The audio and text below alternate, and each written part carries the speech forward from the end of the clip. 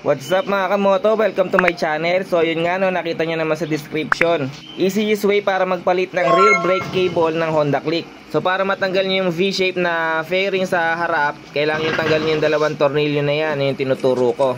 Hindi ordinaryong Phillips screw ang ipang tatanggal natin dyan. Ang gagamitin natin ng pantanggal dyan is flower wrench na size T25. So bali ayan siya mga kamoto, yan. So sa mga magtatanong kung saan natin to nabili, ilalagay ko na lang yung link sa description. So ayan, counterclockwise sa pagtanggal. Dalawang tornilyo lang yung tatanggalin natin dyan. Tapos matatanggal na natin yung V-shape na fairing sa harap. Yan, fast forward na lang tayo mga kamoto para mabilis. Once na natanggal nyo na yung tornilyo, hatakan nyo lang sa taas ng fairings. Yan o, matatanggal na agad yan. So bali dito naman sa rear brake natin, may mga kailangan tayong tanggalin dyan para magkaroon tayo ng access sa brake cable. Unahin na natin tanggalin itong brake lever. Gagamit tayo dito ng 8mm na socket wrench para matanggal yung dalawang tornilyo na yan.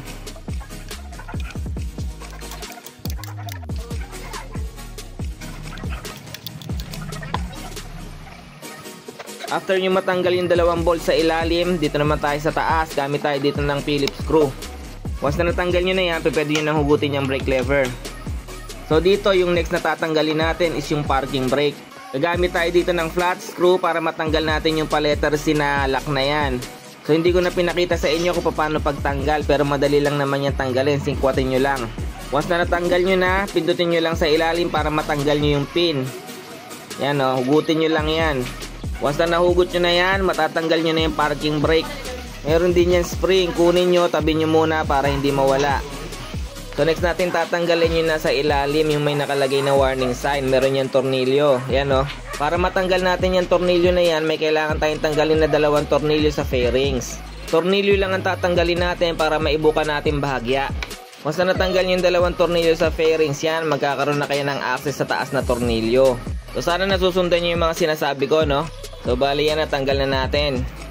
So bali dito naman mga kamoto, tinatanggal na natin yung brake cable sa pagkakakapit niya dun sa tinanggalan natin kanina ng brake lever. Pasensya na kayo kasi may mga parts sa video na hindi ko na ma-focus. Dito natanggal na natin yung brake cable sa pagkakapit niya dun sa may bilog na yan.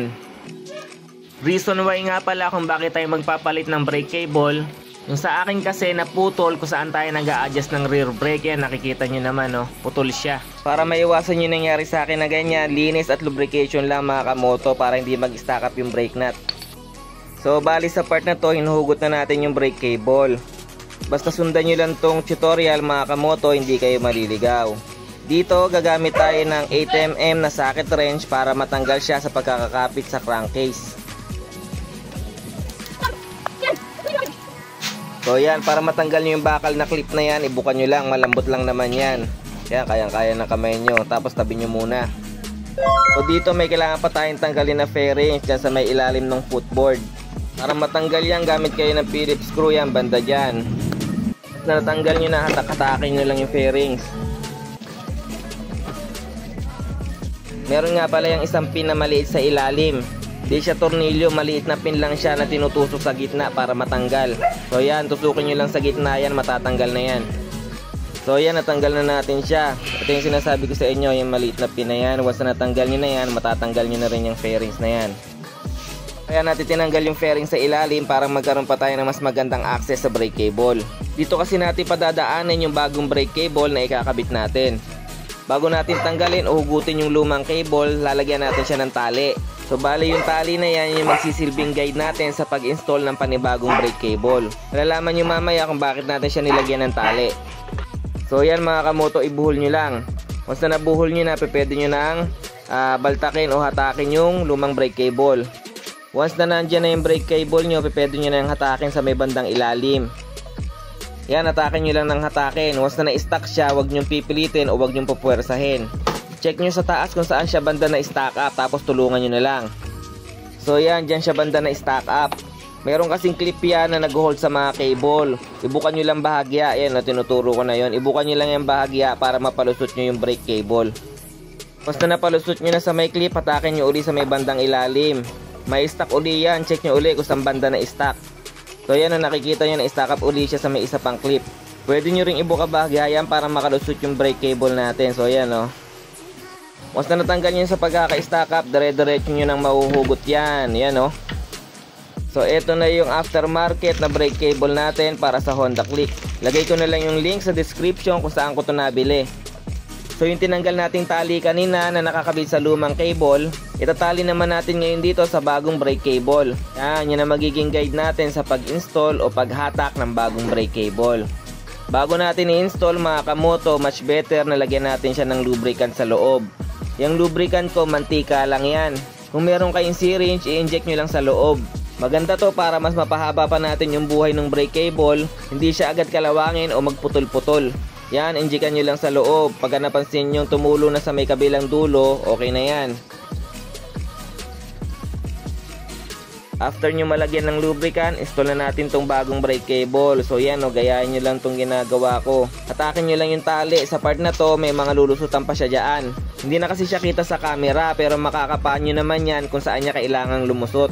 Tulungan nyo na lang siya makapasok, basta samahan nyo na ng konting diskarte, pasensya at tiyaga. Pagka nandito na kayo sa part na to ng paghatak pataas, mag-stack up uli yan kasi nga dadaan siya dun sa may clip ng mga cable. Same procedure, tutulungan nyo lang siya ulit makalusot. Malambot lang naman yung clip na yan, pwede nyo yan ibuka yan o kagaya yan. Once na napalusot nyo na, ibalik nyo lang sa dati yung clip, i-bend nyo lang pabalik. Yan, pagka nandito na kayo sa part na to, konting kembot na lang to mga kamoto, malalagay na natin yung brake cable na yan. Yan, almost done na, kakabit na lang natin yung cable na yan. For sure, alam nyo na kung paano ang diskarte dyan. Yan, nakabit na natin, bali ibabalik na lang natin yung mga parts na tinanggal natin dito kanina. So bali hindi ko na ipapakita sa inyo kung paano pagbalik ng mga parts tsaka ng mga fairings. Same lang naman yan kung paano nyo tinanggal, ganun lang din naman ang pagbalik. So dito mga kamoto, testing na natin siya. Papapansin nyo rito, malalim na rin yung adjust natin sa brake. Ibig sabihin lang nun, pudpud na yung brake shoe natin. So syempre, try na rin natin siyang gawa ng tutorial, no? Yung pagpalit ng brake shoe.